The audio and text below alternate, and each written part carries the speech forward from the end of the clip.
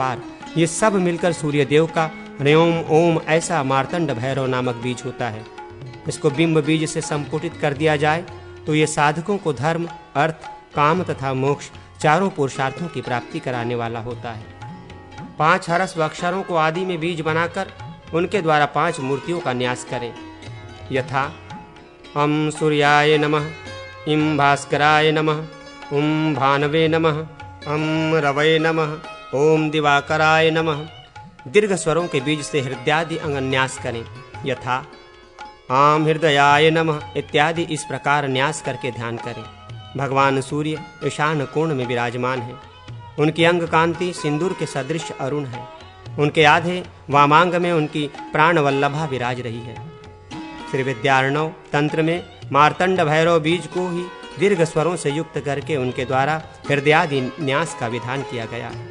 यथा ह्यांग हृदयाय नमः, ह्रीं शीर्षे स्वाहा इत्यादि। फिर ईशान कोण में कृतांत के लिए निर्माल्य और चंड के लिए दीप तेज दीप ज्योति अर्पित करें। रोचना, कुमकुम, जल, रक्त चंदन, अक्षत, अंकुर, वेणुबीज, जौ, अघनी, धान का चावल, सांवा, तिल तथा राई और जपा के फूल अर्धपात्र में डालें। फिर उस अर्धपात्र को सिर पर रखकर दोनों घुटने धरती पर टिका दें और सूर्य देव को अर्घ अर्पित करें। अपने मंत्र से अभिमंत्रित 9 कलशों द्वारा ग्रहों का पूजन करके ग्रहादि की शांति के लिए शांति कलश के जल से स्नान एवं सूर्य मंत्र का जप करने से मनुष्य सब कुछ पा सकता है।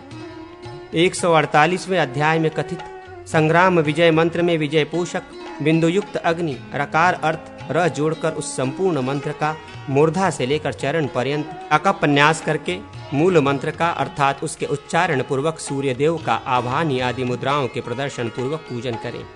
तदनंतर यथोक्त अंगन्यास करके अपने आप का रवि के रूप में चिंतन करें, अर्थात मेरी आत्मा सूर्य स्वरूप है, ऐसी भावना करें।